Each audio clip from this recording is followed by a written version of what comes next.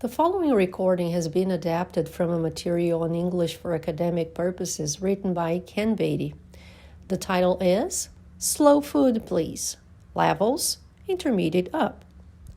I imagine that most of you have had a fast food meal this month, this week, or maybe even today. The term fast food has been in popular use for more than 60 years, although the concept of a quick bite prepared with more concern for speed and budget than for nutrition has been around for much longer. Today, I'd like to persuade you that you should seriously consider following the opposite trend, the slow food movement.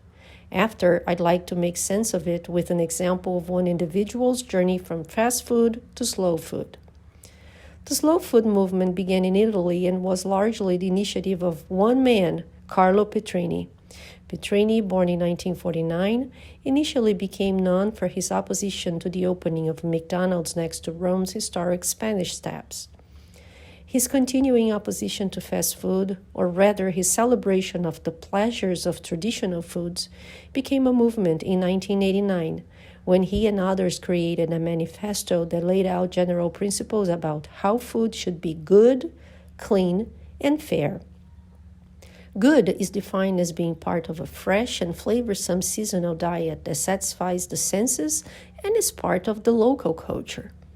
Clean refers to food production and consumption that do not harm the environment, animal welfare, or our own health. Fair refers to accessible prices for consumers and fair conditions in pay for small-scale producers.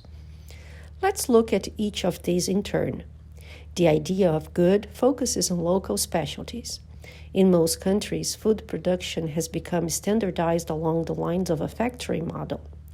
Often the economies of scale, that is, the ability of large corporations to use their fast sales to drive down prices, mean that many traditional farmers cannot compete. Associated with this mass production is the loss of biodiversity as corporations look to save money by offering fewer choices. Take apples, for example. Between 1804 and 1904, 7,000 commercial varieties of apples existed. Now, that number has largely decreased in supermarkets to just 2 varieties, red and golden delicious, and the sub-varieties of apples bred from them. Many small farmers are trying to bring back old apple varieties as well as a wide variety of other fruits, vegetables, and livestock. In terms of clean, the slow food preference is for food that is produced with few, if any, artificial pesticides or fertilizers. However, although organic is a preference, many slow food advocates favor locally produced foods that are not completely organic over organic foods that are imported over great distances, with the additional costs and pollution of shipping. The third characteristic, fair, is also extremely important. Much of the food you eat may be produced in other countries, particularly if it's not fresh. The conditions for workers are often appalling, closer to slavery. The slow food movement recognizes that for local farming to be viable, the farmers need to be paid fair prices for their goods.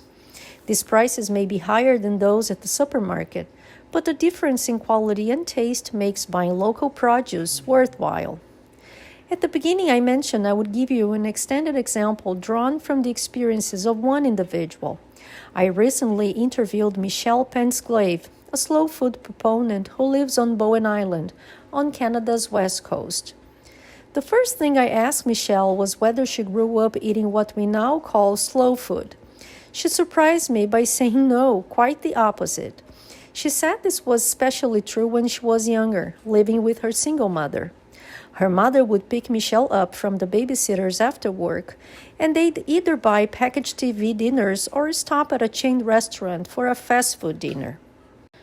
Michelle, who keeps an extremely tidy and well-organized home, said they would toss all the wrappers into the back of the car, where the waste would remain forgotten. Deep piles of discarded wrappers and boxes grew. While driving, a fast turn would send the wrappers and soda cans flying from one side of the car to the other. The mess was at least appreciated by Michelle's 2 dogs, who took advantage of car trips to forage for what she characterized as petrified fries and leftover portions of burgers still in their wrappers. However, Michelle told me that her mother was something of a contradiction because although they ate lots of fast food and had plenty of pancake mix and other convenience foods in the house, they also did summertime canning, made jam, and often baked from scratch, creating meals from basic fresh ingredients. Michelle explained that her family eventually had a vegetable garden. She loved working in the garden with her mother, digging in the fragrant dirt. Michelle added that a special treat was their frequent stops for fresh fruit at roadside fruit stands. Both cherries and apricots were popular local specialties. On the other hand, her family was a standard middle-class family who used the microwave a lot, as many people still do. Once her mother remarried, they made a habit of cooking interesting meals and eating them together at the table almost every night. Her mother always set the table nicely, and they usually had candles.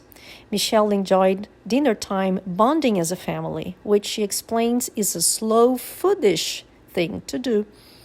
After graduating from Yale University, 5 years in Europe led Michelle to the conclusion that most North Americans are unable to savor the moment, really tasting food and making a meal more about people, conversation, and flavors, and most of all, not rushing it. The fast food, all-you-can-eat mentality is entrenched in North America. Too many people are so obsessed with calories or eating quickly that they've forgotten how to enjoy themselves when they are eating. Michelle moved closer to the slow food movement when she got married and she and her husband bought their first house. Michelle worked for a newspaper reporting on business, food, and agriculture. She also wrote food reviews, which led to her authoring a guidebook for dining in Santa Fe, New Mexico. During this time, she met an amazing farmer in Albuquerque, New Mexico, whom everyone called Farmer Monte. He had just launched a community support agriculture co-op. Michelle first wrote about his work and then ended up joining his co-op. She was inspired by his passion and the joy he created around local eating. Michelle explains that his boxes of fresh produce were gorgeous, and picking them up at his farm each week was a social highlight. She loved the way people gather around the food, and it became the glue of a little community of food lovers. Michelle says that she and the other members of the co-op were fascinated with Monte's struggles in the fields and adopted his worries and aspirations as their own. The more farmers she met and wrote about, the more passionate about local food and agriculture she became. Pretty soon she was hooked. Michelle started by trying to grow chili peppers in her own garden, and it all, I guess we could say, blossomed from there. Soon she was making her own baby food, experimenting with cooking, shopping at farmers markets, and seeking out wine from local vineyards. After moving to Bowen Island near Vancouver, Canada, with her husband and 2 kids, Michelle started a celebration called Bow Feast, a play on the name of the island's annual festival, Bowfest. But rather than positioning slow food as a chore, she has tried to make it all about sharing the joy and excitement of growing food, eating local food, supporting local farmers, and celebrating harvests. The event promotes local eating during 1 week of the year and includes a community farmers market. It also involves local retailers and grocery stores and gets kids involved. It's all about having fun with food. A special challenge of Bow Feast is to encourage the community to host do-it-yourself feasts, using as many local or regional ingredients as possible. Michelle and her husband do so in their own home, traditionally organizing an outdoor meal in the garden for about 12 couples. Each couple brings a dish featuring as many local ingredients as possible. It's a magical evening with guests presenting their dishes to fanfare and applause. As a whimsical part of the celebration, a bow feast king and queen are chosen from among the guests and crowned with rosemary and lavender, acknowledging their support for local food over the past year. This past year, Michelle connected with students on the island who have their own school garden. She invited them to participate in the farmers market because, as she said, it's important to get kids excited about growing and eating local food and understanding why that matters. Michelle also started a weekly harvest box program to get locally grown produce into the hands of her friends and neighbors. She goes out of her way whenever possible to connect local island farmers to customers who are happy to buy directly from them. In keeping with the fair aim of the slow food movement, Michelle says that it is vital for the small local farmers on her island to be able to make a decent living.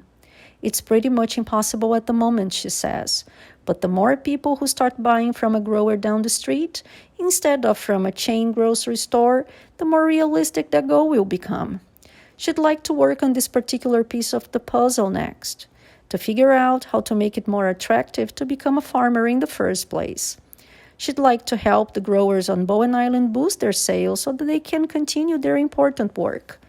She says that her own experience growing food in her yard has given her a huge respect for what the farmers do, the magic they work with seeds and soil.